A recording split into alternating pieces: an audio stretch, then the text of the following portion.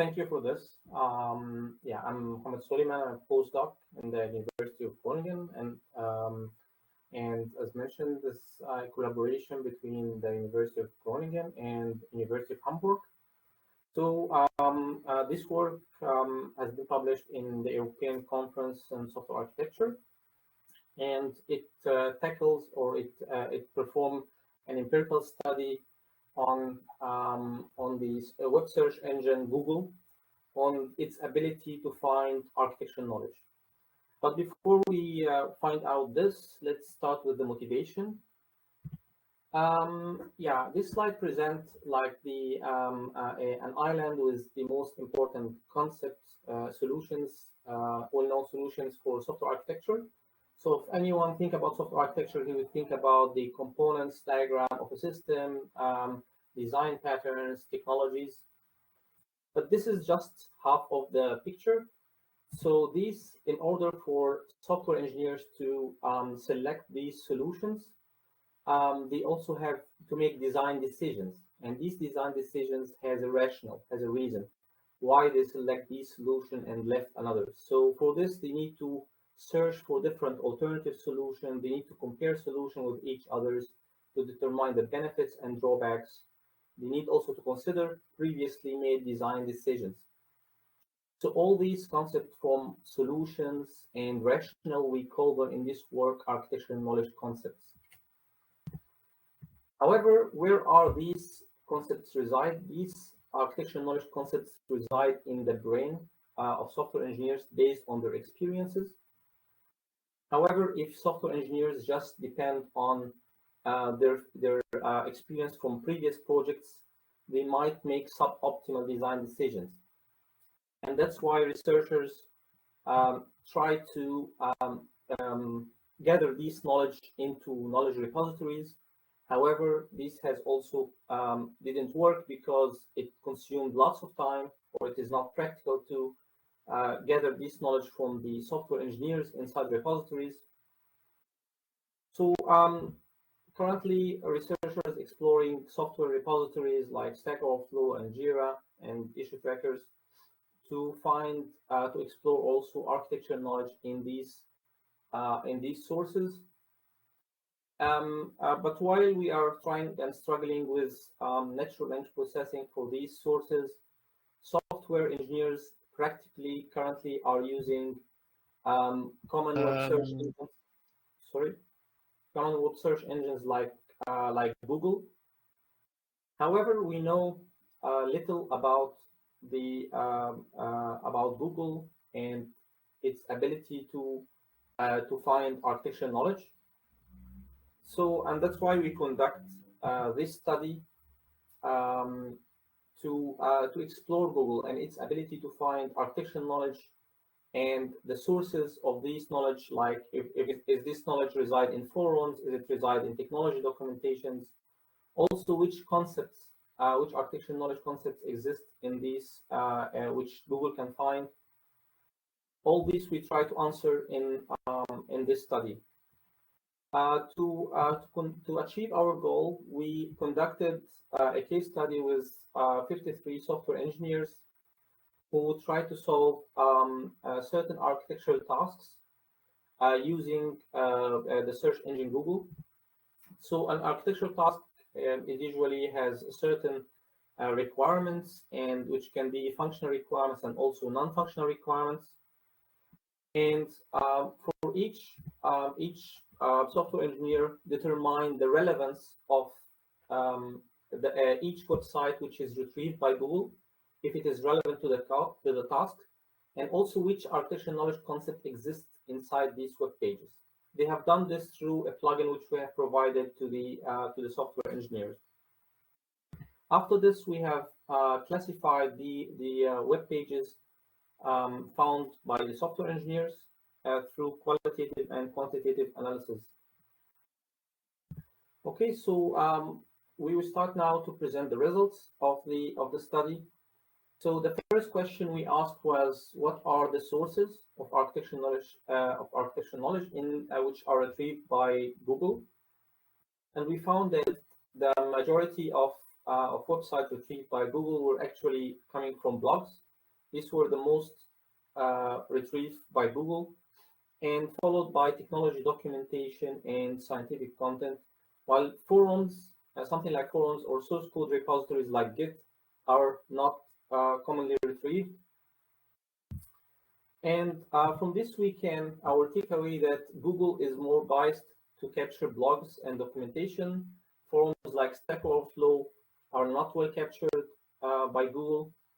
Something like issue tracking system, even for open source systems, are also not captured at all. So we didn't get any instance of any of the issue trackers from Google. The second question we asked about was about like which of these sources, like blogs, forums, or typical documentation, has the most architecture knowledge concept. For this, we counted the number of concepts which the practitioner have identified in each of the sources, and we found that blogs have actually the most architecture knowledge concept, followed by forums like Stack Overflow and scientific content, and also knowledge repositories. While technology documentation didn't have that compared to the others. But we can also, our takeaway here that the results show that the retrieved amount of results from Google is not optimal, because technology documentation, which come as a second place, does not have this major amount, while forums coming at the fourth place with just 7% from the amount. So that means that we have a chance to, we need to re-rank or to develop another specialized search engines to optimally find architecture knowledge. The third question we asked about was about the co-occurrences between architecture knowledge concepts, like how are they related? And for this, we compare it in the literature. Like in the literature, there are several models which explain the relationship between architecture knowledge concepts. For example, if a developer have select first a certain alternative solutions like RabbitMQ and ZeroMQ, he want to decide between of them. He would have also a description for each solution, like for instance, RabbitMQ support publish subscribe. This is one of the features of this technology. To decide on one of these solutions, we need to compare the solution to determine the benefits and drawbacks. For instance, ZeroMQ is well known for its performance, but it doesn't have a good documentation. And accordingly, based on these features and benefits and drawbacks, the software engineer will decide on a certain solution. So in this case, they will decide on ZeroMQ because it has a better performance. But how are these concepts are related inside Google? How are they co-occur with each other in Google web pages? So we calculated the co-occurrence, and we measured how significant they are. We found that the pages which contain benefits are usually associated with the drawbacks. So benefits and drawbacks come together in one pages. The second association come between, or co-occurrence come between alternatives and benefits and drawbacks. So if you have a list of solutions and also their benefits and drawbacks together. The third co-occurrence come between solution description, like if someone is describing the solution, like the features of the technologies and the benefits.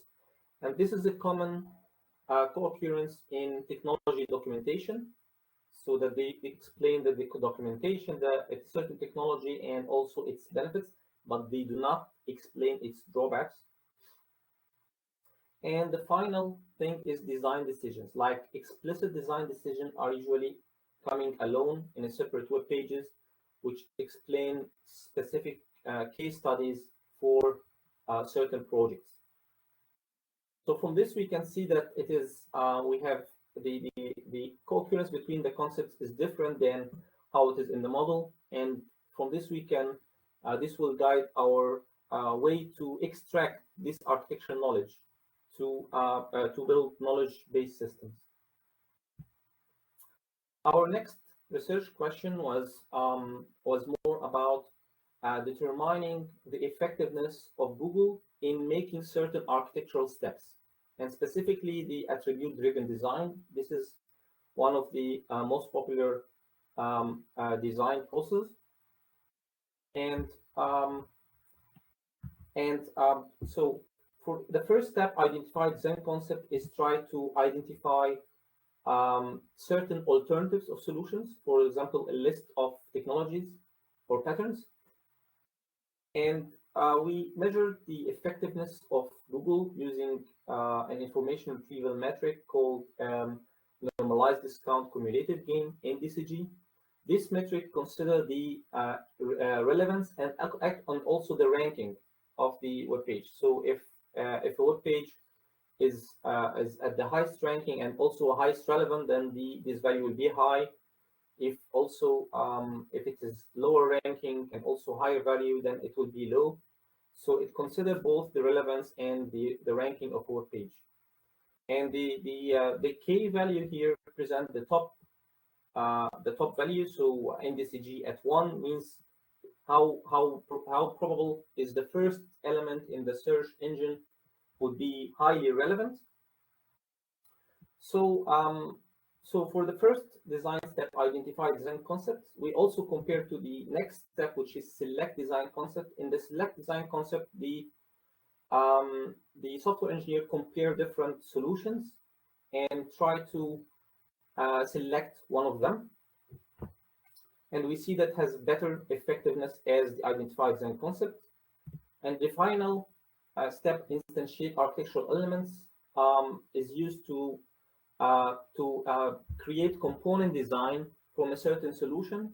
For example, if you have a certain pattern like layer, then you need to determine the number of layers and also the dependency. So it creates the concrete architecture.